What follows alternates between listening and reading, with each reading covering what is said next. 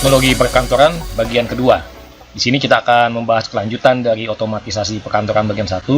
Di sini dibahas otomatisasi perkantoran bagian kedua dan virtual office atau kantor semu. Nah, berikut ini adalah ulasan mengenal sejarah komputer beserta perkembangannya dari generasi ke generasi ya.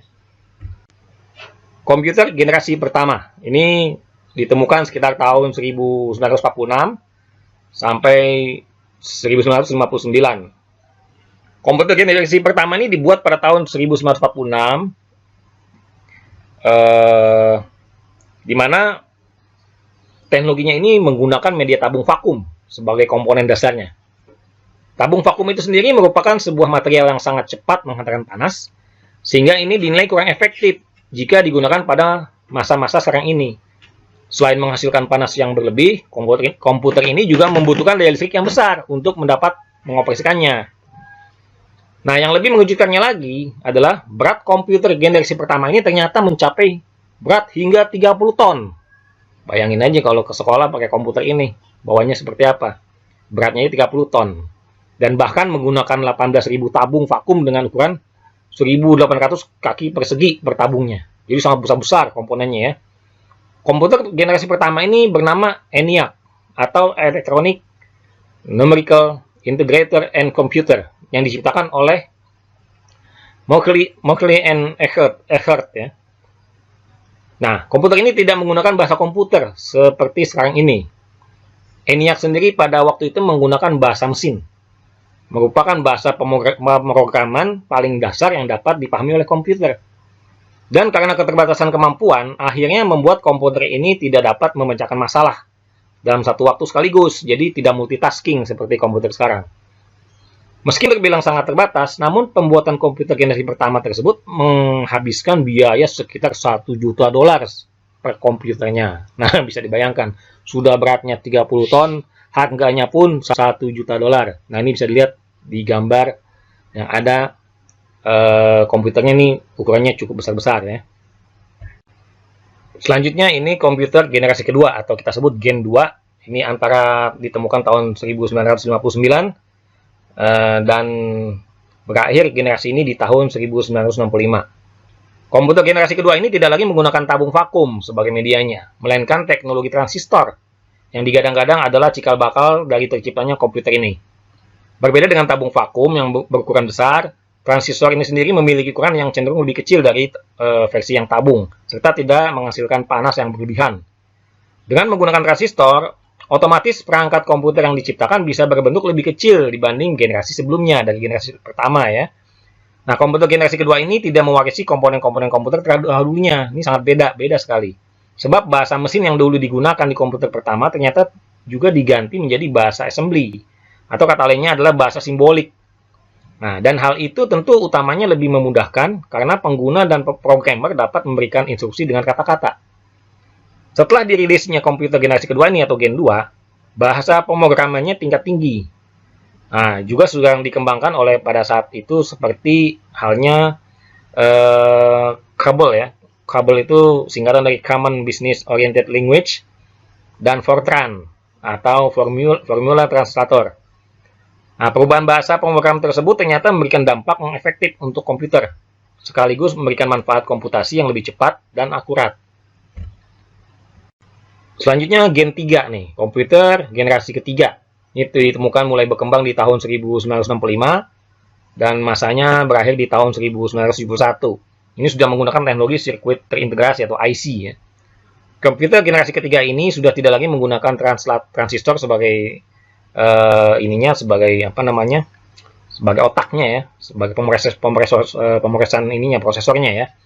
Apalagi udah sama sekali nggak menggunakan generasi seperti generasi sebelumnya ya, sebagai generasi tabung. Nah, di generasi 3 ini dia menggunakan sudah beralih ke IC atau teknologi integrated circuit. Meskipun demikian, komponen transistor ini tidak serta-merta ditinggalkan begitu saja, tapi masih dipakai untuk membantu kinerja komputer generasi ketiga ini. Dan yang pasti, transistornya sendiri tidak lagi berukuran besar. Di dalamnya ini memang masih ada transistor, tapi bukan berfungsi sebagai prosesor. Prosesornya menggunakan IC. Nah, Semua komponen yang ada di dalam komputer ini generasi 3 ini sudah diminiaturkan dan diletakkan pada IC. Jadi satu ya, terintegrasi. Satu buah IC itu terdiri dari beberapa transistor di dalamnya. Jadi udah integrate ya, udah di dalamnya udah transistor, resistor dan kapasitor yang bentuknya sangat kecil. Teknologi IC ini dipakai pada komputer generasi ketiga, dinilai lebih memberikan peningkatan yang signifikan terhadap kecepatan sekaligus efisiensi dari sebuah komputer. Komputer pada generasi ini lebih terlihat jauh lebih kecil dari generasi sebelumnya. Sekaligus temuan ini menjadi komputer pertama yang menggunakan keyboard dan monitor dengan interface sistem operasi. Tapi saat itu belum menggunakan mouse ya. Mungkin di generasi ketiga ini, di akhir-akhir generasi sebelum punah ini baru ditemukan mouse. Yang mouse-nya pun bentuknya agak besar ya itu waktu ya. Nah, perlu diketahui bahwa komputer-komputer generasi sebelumnya tidak menggunakan keyboard sebagai sarana penginputan, melainkan menggunakan kartu berlubang pada pita kertas, yang artinya teknologi pada saat itu tentu jauh tertinggal jika dibandingkan pada saat terciptanya komputer generasi ketiga ini. Selain ukurannya lebih kecil, komputer ini juga dihargai relatif lebih murah, bahkan jauh sangat lebih murah, dan masih dapat dijangkau oleh masyarakat pada umumnya. Nah ini seperti gambar nih, komputer generasi ketiga ini sudah modelnya lebih agak mirip komputer generasi yang sangat ini ya. Ada CPU-nya, ada keyboard-nya. Hanya monitornya tuh sangat besar sekali itu waktu dan warnanya pun hitam putih kalau tidak salah. Dan belum dilengkapi dengan mouse. Dan untuk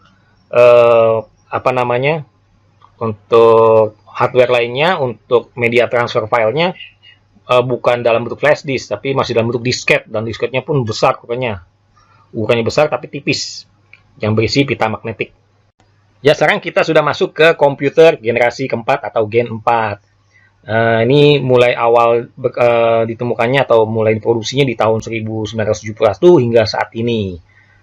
Nah, ya, komputer ini terlahir di generasi keempat adalah komputer berjenis mikroprosesor. Jadi sudah bukan tabung lagi, sudah bukan transistor lagi, dan sudah bukan IC, tetapi sudah menggunakan mikroprosesor.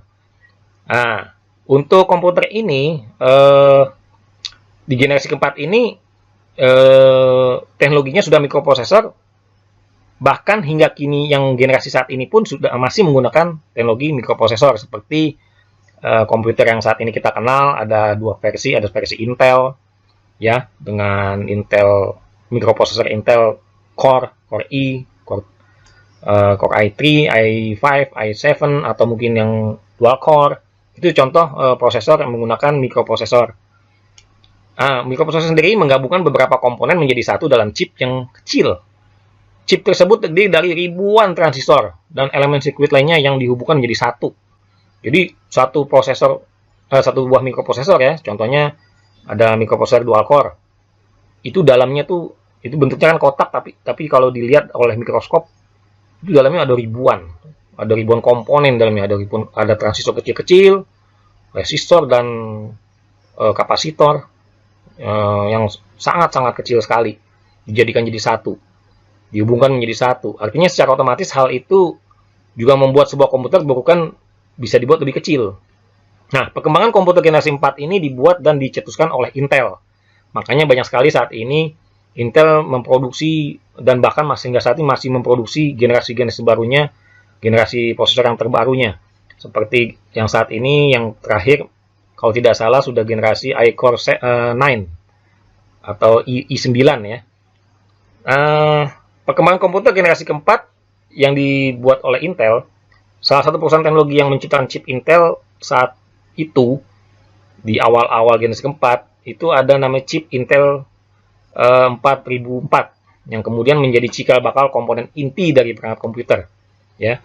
Sedangkan yang menciptakan komputer modern untuk pertama kali saat itu adalah perusahaan IBM, yang didesain khusus untuk penggunaan komputer rumah atau PC. Lalu menyusul Apple di tahun 1984, yakni dengan komputer Macintosh-nya. Jadi di dunia komputer itu ada beberapa jenis aliran, istilahnya ada dua jenis bahasa yang digunakan di dalam komputer. Ada yang dibuat oleh ada komputer PC yang dibuat dengan prosesor menggunakan Intel, Dan ada lagi komputer yang bahasanya berbeda dengan komputer PC, yakni yang dibuat oleh Apple dengan komputer Macintosh. Ya, ini ada sebuah contoh komputer atau PC generasi keempat. Ini ada keyboard, ada mouse, kalau ada monitor, dan ini ada CPU-nya. Lalu ini ada UPS atau stabilizer nih yang kecil, dan ini printernya. Ya, dilengkapi dengan scanner di atasnya. Nah, berikut ini adalah gambaran evolusi komputer dari generasi ke generasi. Kita lihat di sini di gambar yang atas itu adalah komputer generasi pertama, sangat besar sekali bentuknya. Nah, ini bisa lihat dibandingkan dengan orang ya. Di generasi pertama ini lihat besarnya komputer dengan besarnya orang. Itu jauh, komputernya sangat-sangat besar sekali, ukurannya panjang, lebar, dan berat hingga 30 ton. Perkembangan teknologi komputer yang dirasa sangat cepat itu secara tidak langsung melahirkan ide untuk menciptakan sebuah jaringan komputer, yang mana kemudian mengarah pada kelahiran internet. Selain itu, komputer generasi keempat ini sendiri juga sudah mulai menggunakan mouse ya. Kalau yang generasi ketiga, bentuknya mungkin udah hampir mirip yang keempat, tapi belum menggunakan mouse, dan bentuknya CPU-nya pun agak besar. Dan untuk media transfer filenya masih menggunakan disket, sebutannya disket. Itu sebuah piringan dari pita magnetik yang sangat lebar dan besar, hanya ketebalannya itu sangat tipis ya. Lalu lahir lagi generasi berikutnya, media transfer filenya berupa disket yang sudah agak lebih maju, bentuknya lebih ringkas, lebih kecil, dan pita magnetnya lebih tebal, dan daya tampungnya pun sudah agak lebih besar. Nah, selain itu komputer generasi keempat ini selain sudah menggunakan mouse, juga sudah tampilan layarnya sudah diciptakannya dalam bentuk graphical user interface atau GUI. Ya, ini seperti tampilan saat sekarang ini, penuh warna ya. Warnanya ya gak seperti gambar hidup saat inilah. Beda dengan generasi 3. Itu tampilannya masih berupa warna hitam putih atau hijau hitam. Masih gelap ya. Belum ada gambar, belum ada full color, belum. Masih seperti tampilan fotokopi gitu ya. Dan kemajuan-kemajuan lainnya tuh ada di generasi keempat ini. Itu membuktikan bahwa semakin majunya teknologi, maka semakin mudah juga pekerjaan manusia. Komputer generasi keempat adalah salah satu contoh perkembangan teknologi menuju ke arah yang lebih praktis dan lebih efisien untuk aktivitas manusia tentunya. Nah, inovasi ini selanjutnya hasil dari perkembangan komputer generasi keempat, yakni menghasilkan komputer portable yang bisa dibawa kemana-mana. Ya, ini yang disebut saat ini nama laptop, atau ada yang juga menyebut netbook, atau juga ada juga dalam bentuk bahasa kitanya komputer jinjing ya. Kalau laptop itu mungkin agak besar, dilengkapi dengan sebuah CD-ROM. Kalau netbook tidak ada CD-ROM dan bentuknya relatif lebih kecil. Berikutnya ini adalah satu contoh dari automatization, sebuah evolusi dari office automation. Ya, ini semua adalah gambaran dari semua aktivitas yang ada di dalam kantor. Dimana di dalam kerjaan sehari-hari di kantor itu pertama ada pencatatan, pembuatan surat ya, surat menyurat. Lalu ada penghitungan dan transaksi-transaksi, terus filing, ngasipan ya, dan komunikasi. Nah, dalam hal pencatatan dan surat menyurat itu ada evolusi dari teknologi perkantoran dari terdahulu hingga saat ini. Kalau dulu di dalam kantor, surat menyurat atau pencatatan dilakukan dengan menulis dengan sebuah alat tulis atau pena atau ballpoint atau pulpen tinta ya, pena yang dicelupkan berupa kuas panjang kecil yang dicelupkan ke tinta lalu tulis di kertas. Lalu terjadi evolusi, perjalanan waktu semakin berkembang teknologi, muncul sebuah namanya mesin tik. Dan kemudian lagi berkembang lagi menjadi komputer yang dilengkapi dengan printer, dan untuk keperluan surat menyurat ada yang menggunakan faksimiles, yang saat ini faksimiles juga masih banyak digunakan di beberapa kantor, Faksimiler adalah semacam telepon yang dilengkapi alat seperti fotokopi. Jadi surat kalau mau dikirim melalui faksimiler, dimasukkan ke dalam alat faksimiler itu, nanti surat itu akan diterima oleh penerima dari nomor telepon yang dituju, ya, nomor fax yang dituju. Nah, kemudian lagi di zaman saat ini ada juga surat menyurat dilakukan dengan cara melalui email, melalui komputer. Nah, kemudian untuk aktivitas penghitungan dan transaksi-transaksi, kalau dulu secara manual menggunakan hitung-hitungan alat seperti sempoa. Nah, di zaman kini sudah mulai berkembang ke arah yang lebih canggih dengan ditemukannya kalkulator, atau juga ada dengan menggunakan mesin tik untuk pembuatan faktur, ya, kwitansi, transaksi-transaksi dari perkantoran dalam hal pembelian barang, penjualan barang, ya. Nah, zaman kemudian berkembang dari ada teknologi kalkulator, muncul lagi teknologi kalkulator plus printer. Nah, kalkulator plus printer ini seperti macam model cash register, hanya kecil, ya, kalkulator, dan ini masih digunakan saat ini di beberapa tempat untuk keperluan transaksi-transaksi. Kemudian juga untuk aktivitas menghitung dan transaksi berkembang lagi menjadi penggunaan komputer, lalu komputer plus printer.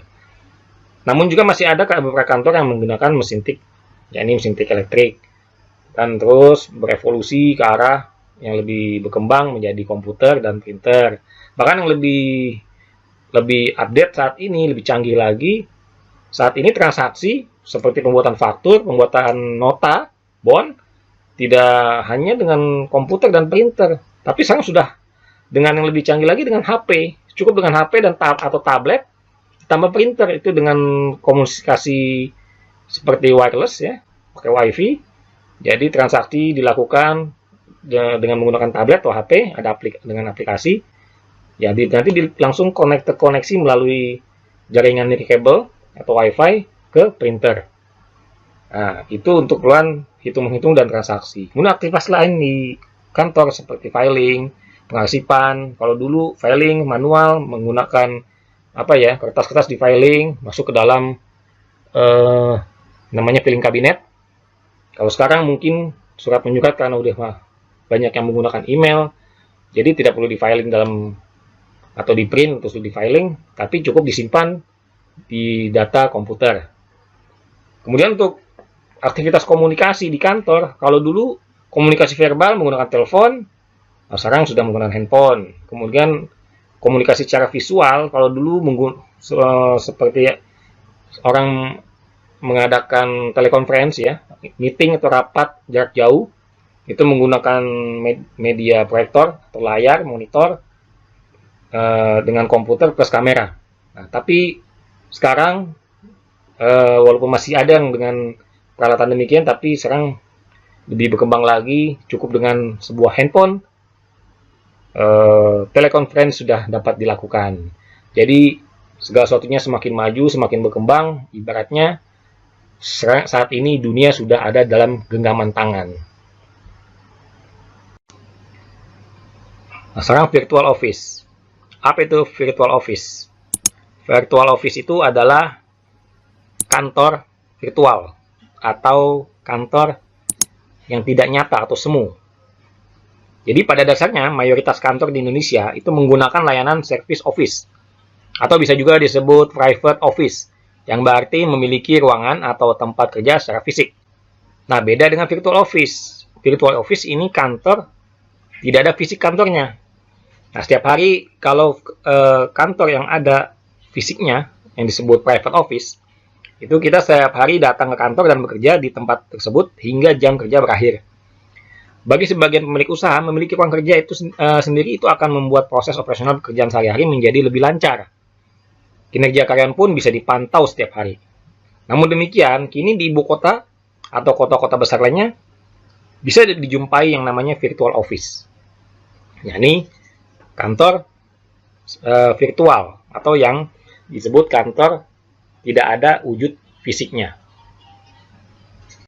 Virtual office atau kantor virtual adalah era berkantor masa kini dengan gaya modern yang serba minimalis untuk hasil kerja yang maksimal.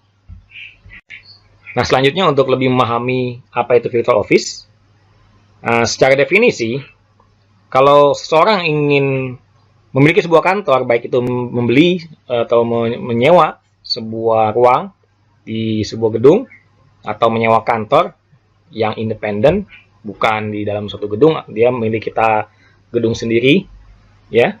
Secara definisi, menyewa kantor virtual berarti menyewa alamat gedung tersebut sebagai alamat lokasi usaha yang dijalankan. Bukan menyewa bangunannya atau ruangannya secara fisik, tapi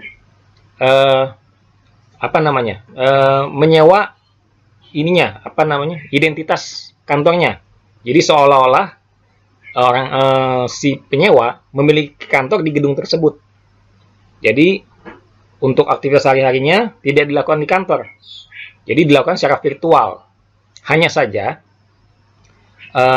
suatu ketika bila mana ada agenda rapat atau pertemuan, barulah orang-orang yang terkait dengan acara tersebut dibuat satu perjanjian atau dibuat satu pertemuan di gedung atau di bangunan sebuah kantor yang disebut virtual office atau yang menjadi jasa penyedia layanan virtual office, di mana di layanan virtual office tersebut disediakan satu ruangan untuk rapat, untuk meeting, untuk pertemuan. Jadi tidak serta-merta digunakan setiap hari, hanya pada momen-momen tertentu saja. Seperti ada janji dengan klien, janji dengan customer, janji dengan pihak lain, barulah diadakan satu pertemuan di kantor yang sebenarnya, yakni di gedung yang disewa oleh si pemilik virtual office. Nah, mudahnya, meski menggunakan kantor virtual, perusahaan tetap terdaftar secara administrasi dan sah di mata hukum. Kantor virtual atau virtual office adalah sebuah ruang kerja yang berlokasi di dunia internet, tempat seorang individu dapat menyelesaikan tugas-tugas yang diperlukan untuk melaksanakan bisnis profesional atau bisnis pribadi tanpa memiliki fisik lokasi usaha. Jadi kalaupun lokasi usahanya itu hanya sebagai nama, istilahnya kalau bahasa kita numpang nama.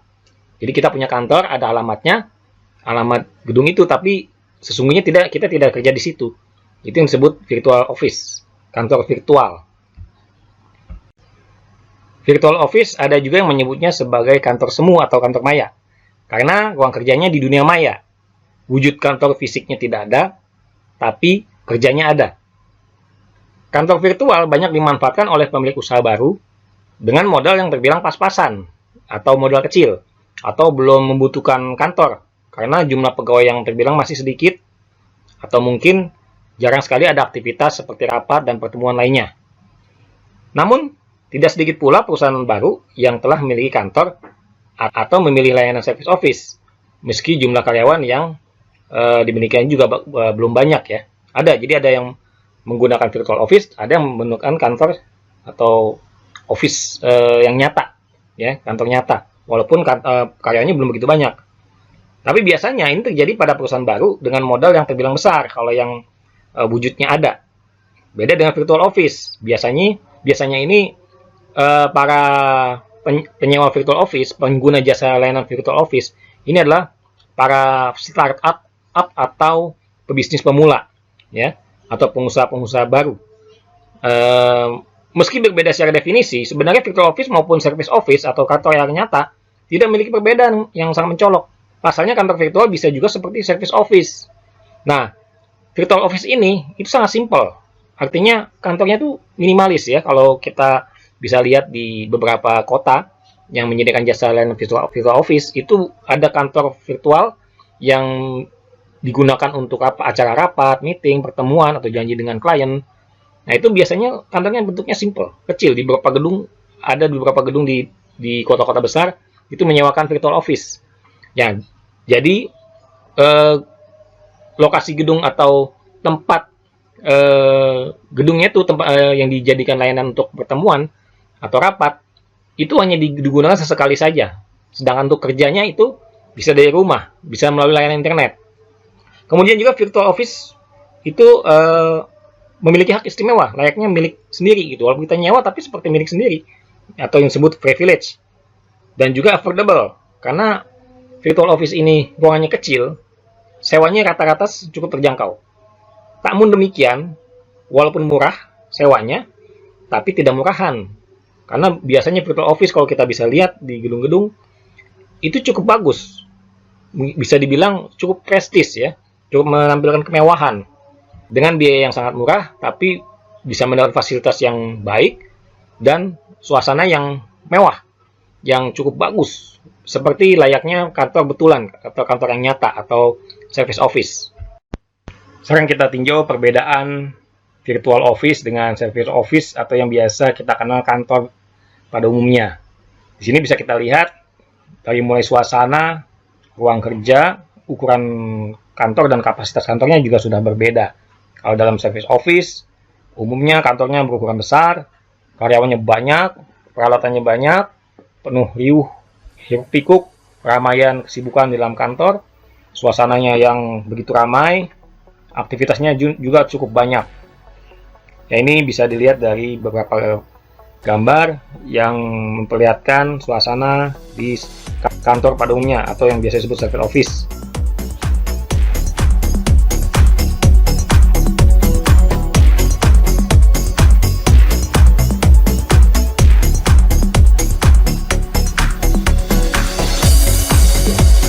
Dan ini adalah gambaran suasana virtual office.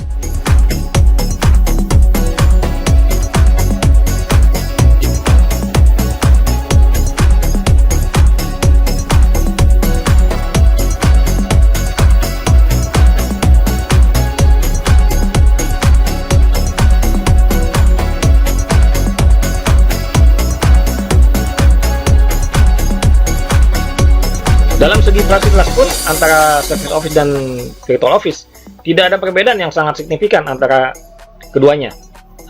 Saat menyewa kantor virtual, kita akan mendapatkan fasilitas yang tidak jauh berbeda dengan layanan service office, seperti adanya layanan voicemail, penjawab telepon, hingga fasilitas ruang pertemuan apabila memang diperlukan seperti rapat atau ketemu dengan klien.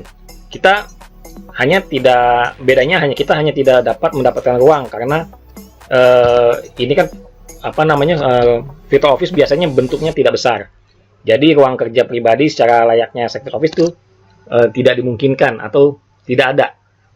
Paling tidak hanya digunakan sekali kalau ada satu keperluan seperti keperluan bisnis. Dari penjelasan tentang teknologi perkantoran yang terkait dengan information technology dan automatization atau office automation dan juga virtual office, maka dengan demikian, konsep teknologi perkantoran adalah proses yang terjadi di perkantoran seperti halnya proses manufaktur atau di pabrik atau industri, yakni selalu mengarah ke otomatisasi. Jadi segala suatu hal apapun di bidang industri ataukah di bidang perkantoran, itu semua arahnya ke otomatisasi terkait dengan perkembangan teknologi. Jadi yang serba manual sekarang ini tergantikan dengan yang serba otomatis. Lalu teknologi kantor sudah berevolusi dari aplikasi-aplikasi yang terpisah tanpa rencana menuju aplikasi yang terencana dan terpadu, terintegrasi ya. Seperti halnya zaman dulu, kita tahu telepon hanya sebatas difungsikan untuk komunikasi. Tapi sekarang telepon sudah berbagai macam aplikasi terpadu di dalam satu telepon yang disebut handphone.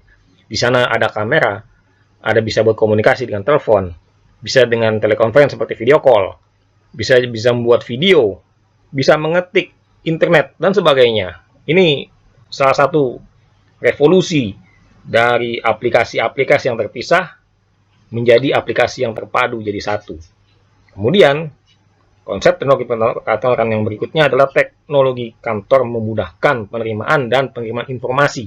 Jadi dengan adanya terintegrasi semua aplikasi tadi, secara otomatis akan memudahkan segala macam proses penerimaan dan pengiriman informasi. Lalu yang keempat, konsep teknologi kantoran yakni teknologi kantor memberikan keuntungan lebih besar melalui pengambilan keputusan yang lebih baik. Jadi karena semuanya sudah terpadu, otomatis kita bisa menghemat berbagai macam pengeluaran biaya-biaya karena segala sesuatunya sudah terpadu. Kalau dulu mau komunikasi dengan telepon, hanya telepon. Mau foto hanya dengan kamera, mau bikin video dengan video. Berapa alat yang harus kita beli untuk melakukan itu semua? Tapi sekarang segala sesuatunya sudah dalam genggaman tangan. Semua terpadu jadi satu. Nah, yang terakhir, teknologi kantor sebagai pelengkap bagi metode komunikasi tradisional, bukan sebagai pengganti. Jadi, bukan sebagai pengganti dari teknologi sebelumnya, tapi sebagai pelengkap. Ya, jadi sebagai komunikasi dengan telepon. Telepon tidak dihilangkan, tapi ditambahkan, dilengkapi dengan berbagai macam fungsi-fungsi lainnya. Dengan telepon, kita juga bisa ngirim berita, yakni SMS, bisa berinternetan, browsing ya, searching, bisa foto dengan kamera yang terintegrasi di dalam telepon, yakni handphone, bisa membuat video, dan sebagainya. Ya, inilah konsep teknologi perkantoran. Jadi segala sesuatu semuanya menjadi lebih mudah. Teknologi semakin maju, segala apa yang menjadi kendala di dalam pekerjaan di dalam kantor, semua bisa teratasi dengan kemajuan teknologi perkantoran. Berbicara teknologi perkantoran tadi lebih banyak dalam lingkup hardware atau instrumen-instrumen, alat-alat yang digunakan kantor. Sekarang kita menuju kepada yang sifatnya software atau perangkat lunak yang digunakan di dalam kantor. Nah, inilah software-software ini dalam bentuk aplikasi. Ini salah satu contoh kemajuan teknologi kantoran juga, ya, dalam bentuk aplikasi yang memudahkan kerja di dalam kantor. Nah, aplikasi teknologi perkantoran ini yang sekarang banyak digunakan di kantor-kantor, yang dan paling sering digunakan adalah software aplikasi di dalam komputer. Seperti Microsoft Word untuk pengetikan, Microsoft Excel untuk penghitungan, Microsoft PowerPoint untuk keperluan presentasi, Microsoft Publisher untuk periklanan, pencetakan, kemudian surat elektronik atau email, lalu blog untuk membuat satu situs internet atau membuat satu laman yang kita punya, kemudian web, ya, web browser, dan konferensi audio atau audio conference. Dan satu lagi ada yang namanya video conference atau telekomunikasi melalui video. Ya, demikian tadi pembahasan tentang teknologi perkantoran, mulai dari teknologi perkantoran itu sendiri yang terkait dengan teknologi informasi, lalu otomatisasi perkantoran, dan kantor semu atau yang dikenal dengan istilah virtual office. Hal ini memang sangat penting untuk mempelajari tentang teknologi perkantoran, karena di era globalisasi sekarang saat ini, itu penggunaan teknologi perkantoran sangat dibutuhkan. Kenapa? Karena penggunaan alat-alat perkantoran itu tidak bisa sembarangan. Perlu ada satu keterampilan khusus tentang penggunaan dan pengelolaan alat-alat perkantoran yang terkait dengan teknologi perkantoran. Untuk itu, kita perlu mengetahui dan mempelajari segala hal yang terkait dengan teknologi perkantoran ini. Dan mudah-mudahan apa yang telah dipaparkan tadi dapat menjadi tambahan pengetahuan kita tentang teknologi perkantoran, dan juga sekaligus sebagai penambah wawasan seputar teknologi perkantoran. Mudah-mudahan ini menjadi satu pengalaman baru tentang pengetahuan teknologi perkantoran. Terima kasih. Sampai jumpa lagi di pembelajaran berikutnya. Jangan lupa klik subscribe, like, and share untuk pengembangan video-video pembelajaran ke depannya. Wassalamualaikum dan tetap sehat selalu.